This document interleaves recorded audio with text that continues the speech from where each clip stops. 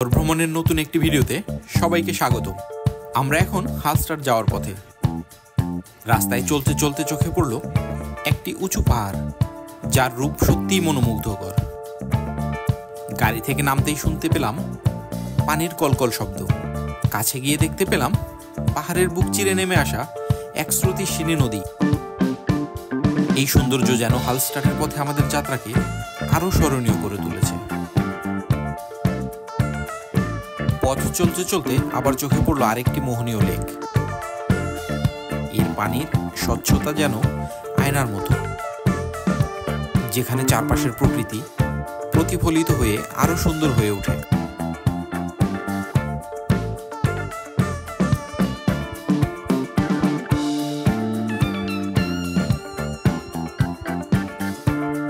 হালস্টাড অস্ট্রিয়ার একটি ছোট কিন্তু অত্যন্ত মনোমুগ্ধকর শহর, যা ইউনেস্কো বিশ্ব ঐতিহ্য হিসেবে স্বীকৃত।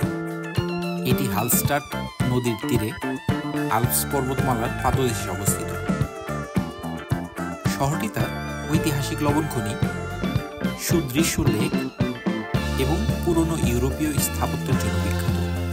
প্রাকৃতিক সৌন্দর্য আর ইতিহাসের মেলবন্ধন এই শহরকে পর্যটকদের কাছে অত্যন্ত জনপ্রিয় করে তুলেছে। হালস্টাডের সরু রাস্তা, জলের উপর ভাসমান কাঠের বাড়ি, ঘোড়ার চালিত গাড়ি এবং পাহাড়ের মাঝখানে ছড়িয়ে থাকা গ্রামের মতো পরিবেশ স্বপ্নময় অভিজ্ঞতা।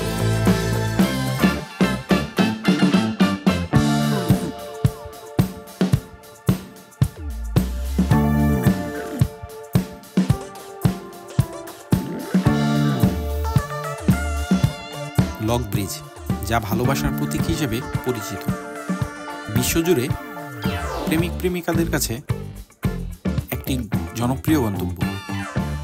এই ধরনের ব্রিজে মানুষ তাদের নাম খোদাই করা বা চিহ্নিত একটি তালা ঝুলিয়ে দেয়, এরপর চাবি নদীতে ফেলে দেয়, যা তাদের ভালোবাসা অটুট থাকার প্রতীক হিসেবে ধরা হয়।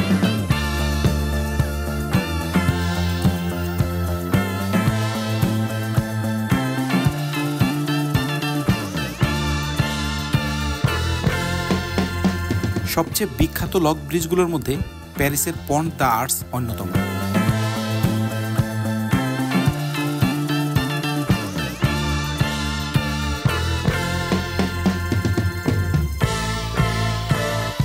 লক ব্রিজগুলো শুধু রোমান্টিক ইতিহাসের বাহক নয়, বরং সৌন্দর্য ও মানুষের আবেগের অনন্য বহিঃপ্রকাশ।